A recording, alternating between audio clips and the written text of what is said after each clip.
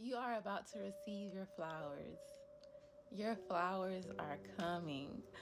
God gave me this word early this morning, and I pray that when you hear this word, that it fills your heart with so much love, so much excitement, and you just feel a leap in your spirit.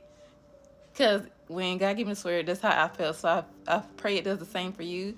But also remember, this word is not for everybody. It's for some. Maybe God already spoke this to you already. So this should serve as confirmation. And still yet, take the word back to God and sit with Him on it. And allow Him to speak, to minister to your heart and confirm if this word is for you or not. So yeah, get ready to receive your flowers. So God led me to the scriptures. We're gonna read from Songs of Solomon, chapter 2, verse 12, and I'm reading from the NLT version. And it says, "The flowers are springing up, the season of singing birds has come, and the cooing of turtle doves fills the air." So love is in the air. Love is in the air for some of you. Love is in the air. And I know we're in that month of February where the world, calls it the month of love. And, the 14th is Valentine's Day. But remember, we need to show love and be able to receive love every day. So let every day be a day of love. Let's show our love every day, all the time, not just one specific, day out of the year. Like we should be showing love and being able to receive love every day. So, far as the flowers being spoke of in this verse, the flowers represent the blossoming of love between the man and the woman, the man who is Solomon, and the bride. It doesn't give her name, but we know that she's a Shulamite woman. So it doesn't disclose her name, but we know she's a Shulamite woman. So, reading chapter 2, which I encourage you to read it, it's very beautiful, very beautiful.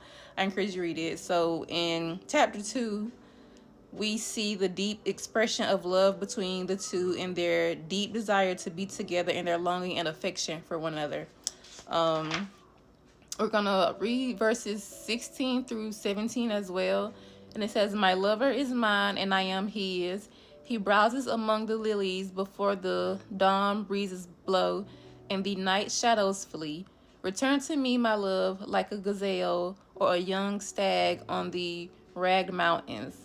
So in this verse, it shows us a mutual love between the two and how they belong together, and it shows a deep connection between a man and a woman.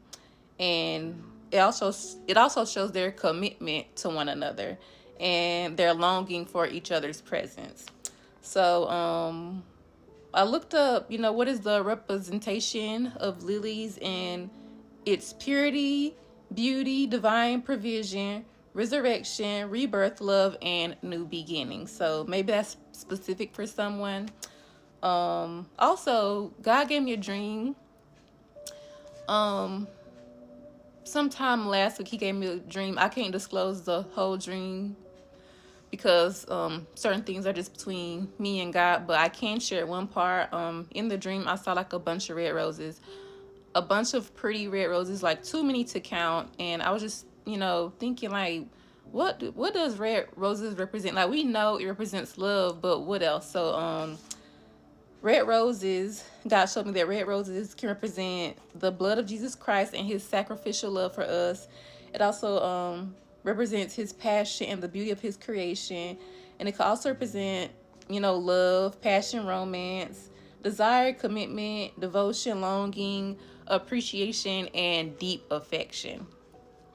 So, yes, y'all, get ready to receive your flowers. It's going to be beautiful. Love is in the air for you. This is a marriage word.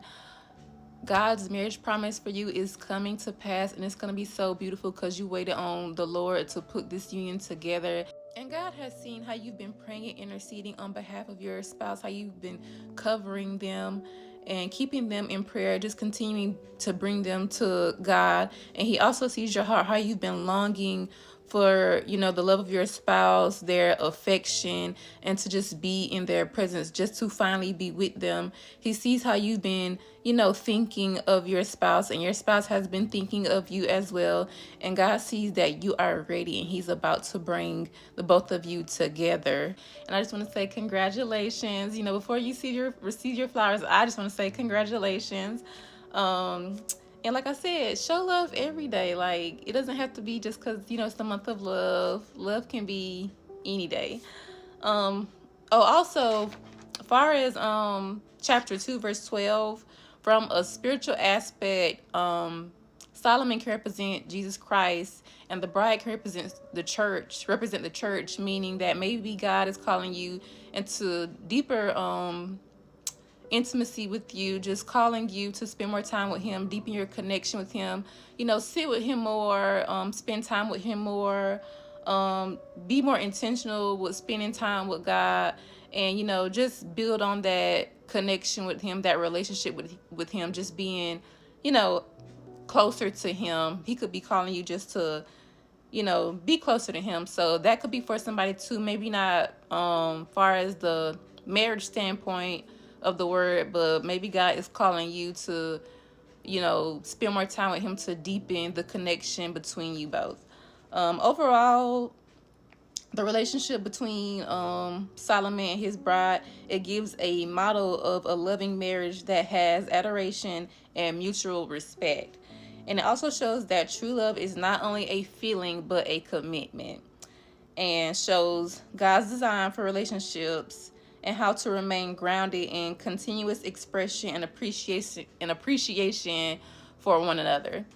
So yeah, that is all I have for this word.